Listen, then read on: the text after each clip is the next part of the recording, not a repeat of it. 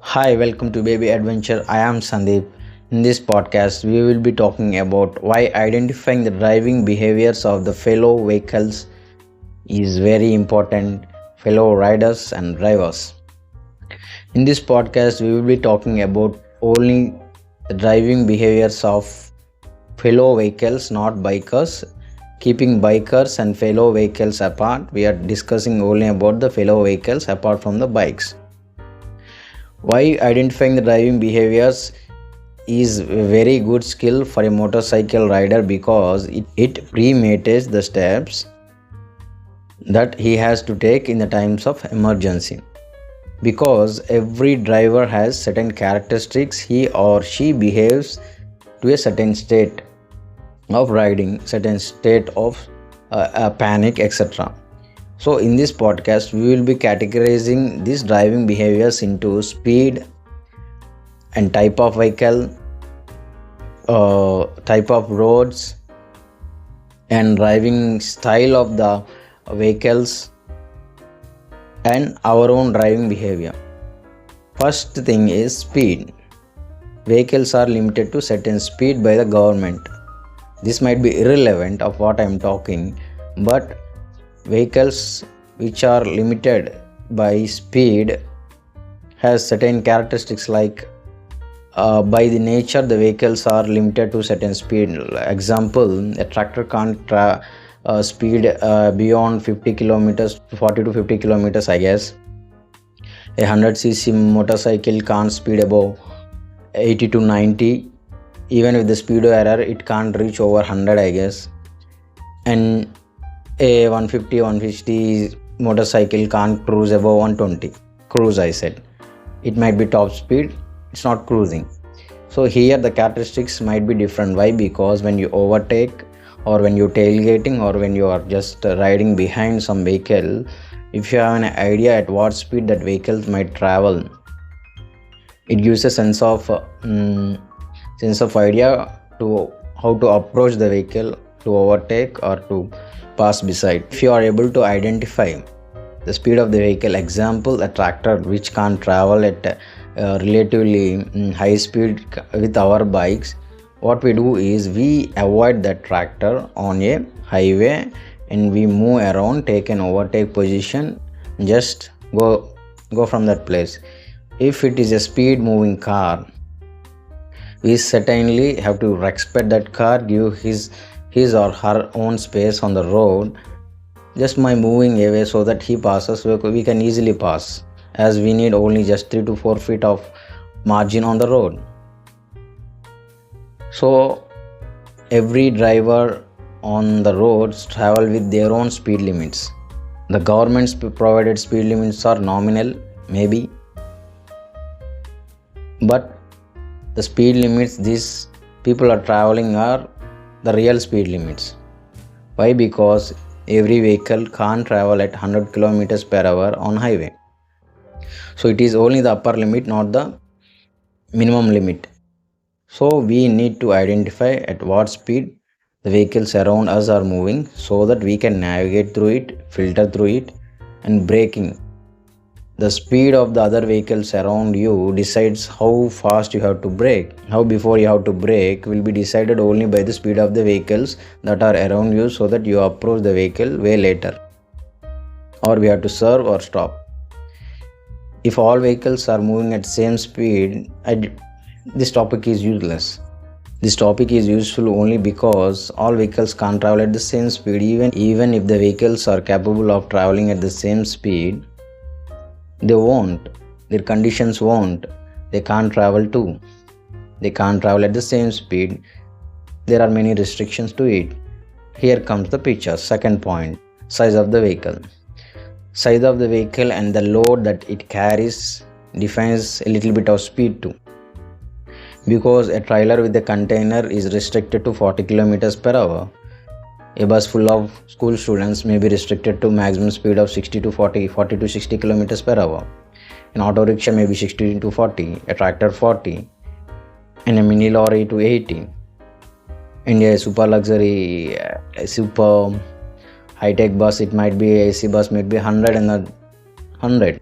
So here are the different sizes of vehicles with different power categories, and those speeds are different and their size is different. Why observing the size is a key parameter for the motorcycle is our motorcycle is 3 feet long and maximum of 7.5 feet long. It is a tiny vehicle compared to the 20 feet and 10 feet wide vehicles. Maximum limit I am able to guess.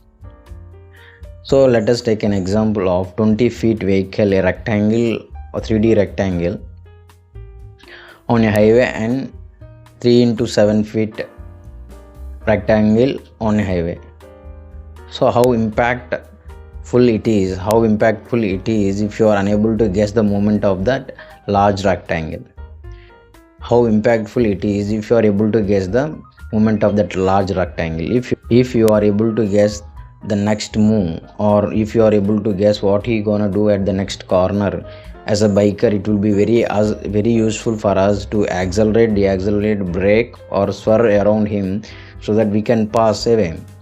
Bikers have an average speed, very good average speed compared to the other vehicles. Why? Because we can swerve. Even an auto in a city swerves. Why can't bikers swerve on every place? We are in two wheels. Swerving is our natural instinct. So driving behavior, identifying the size of the vehicles. Why? Because if you are traveling through a corner, different types of vehicles behave differently on corners. This is a 3-lane highway. You are passing by a sedan. The approach will be different.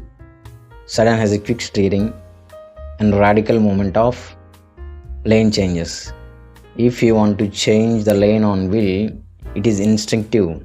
Why? Because the body roll is very minimal and he can swipe that lanes within seconds, and there is no body roll. It won't abrupt his driving speed also. So who is about to impact on that? We, the bikers. And next one is SUV. SUV has a body roll, so he has to take a bit of margin comparative to the sedan. Sedan might be a sharp shift to the lane, but SUV has to take length, little bit of more length or little bit of more margin compared to the sedan. And now comes the major part, lorries. As a bikers, it is very easy to feel that we will be able to pass through any gap that is available between two lorries or two cars, whatever it might be. If the speed is minimal, it doesn't matter. It concludes only with the scratches and bruises. If you are at a very high speed, if you want to go through any gap that is available without knowing the size of the vehicle, who is gonna suffer at the end of the day? We, the bikers. So here comes the big picture of lorries. Lorries defines the speed at which you have to travel on a highway or any street or any city road or any state highway. Because as I said earlier, it is a very big rectangle. If there are two different big rectangles with 2 to 3 feet gap between them, a motorcycle biker is teased to enter into that gap. So what will you do now if you don't know the driving behavior of the lorry drivers? Most of the lorry drivers are very generous. They might give you away. Some are tired so that they can't give you anyway. You have to wait till then. Instead, going through that narrow gap that is available, if you hit some rubber on the lorry, what happens? You will tumble between those two lorries and God knows what will happen next. So if you are able to identify the size of the vehicle, the speed of the vehicle, next thing is type of roads on which you travel. Type of roads. Here we are coming from the top, express highways. In India, few express highways are given permission for the motorbikes to board and ride. It's a very good sign, but it might be bad for some reasons. And the next thing is national highways, where we tour a lot, state highways, city roads and trails. We leave trails apart. It's personal adventures. you are willfully going into the off roads and trailing, do trails, whatever, that is personal stuff. Even if you break our limbs or whatever, it is our personal thing. No one gonna willfully come and hit us, or they comparatively there is less traffic, so we don't discuss trails here. Street and state highways. Let us talk street and city state highways. City, street and state highways, here people are different. People are in a hurry, people are in a bubble. They want to be squeezed out of that bubble. What I observed is, if there are group of people around you, group of fellow vehicles around you, the next instinctive move is to accelerate. When you are squeezed out of the bubble, what they're going to do is not rush ahead. They'll stop, they will be at peace. If they are traveling at 40 kilometers in that bubble, they will be reduced to 38, 39 and they will cruise at that speed. This is gonna irritate some of the people. So you need to accept that this is the driving behaviors of the people who ride in the city often. Why? Because it is a pressure around the people, because it's very less movement that is happening. For every 1 or 2, 3 feet you have to stop, accelerate, deaccelerate, accelerate, deaccelerate, brake, whatever it is. So city and street biking is a bit different. You don't accelerate, you don't speed. What you do is just cooperate so that you want to reach your home. Here, going with the average speed of the people around you, it will be very useful. Either you travel ahead or go behind. You are supposed to go home, reach home. Coming to the state highways. State highways are mainly maybe 2 lane. Sometimes it is same line. One vehicle travels to and fro on the same road. Maybe it might be divided between 1 line, 2 line, 3 line, whatever. State highways. State highways are filled with lorries in and out, buses in and out, people from villages in and out, without more margin available. Here your margin of error decides your fate. The above talked all parameters might affect you if you don't follow them particular to the road that you are riding on. Why? Because a state highway is mixed with people coming from the village, people coming from the long tours, people just entering to the cities. So you need to approach with a different attitude on this. Why motorcycling, why biking is a versatile thing? Why? Because only of all those reasons. You travel on highway with a different attitude. You cruise at 100 kilometers on highway 3, on a national highway with 3 lane, you feel at ease. Sometimes I don't even brake for at least 30 to 40 kilometers. That thing same doesn't work on a state highway or in city roads. If it is an express highway, I hope we never brake till the express highway completes. That is the ample amount of space that is available if you are riding at a safe speed. So if it is the state highway that you are traveling in, you look for the roads that merges from the town to the state highway. You look for the exits through in and through outs. You look for the cattle in and out as it is in India. You are supposed to look. Cattle grazes on the divider or grass that is available there. So coming to the national highways part. National highways part, it might be some people's track. So it is not. National highway is for blissful cruising for the bikers. Why? Because if there are no national highways, 1,000 kilometers, 800 kilometers ride will be very tiredful, and it will be very difficult. These national highways connecting the cities and towns made biker life easy who are touring. So what we gonna approach on a national highway is like, give respect to the fellow riders, fellow drivers is moving around so that we can pass. All we need is what I said, 3 to 4, 5 feet of margin around us. That is barely enough. I'm not talking to and fro. I'm talking about the horizontal. So this space is way enough.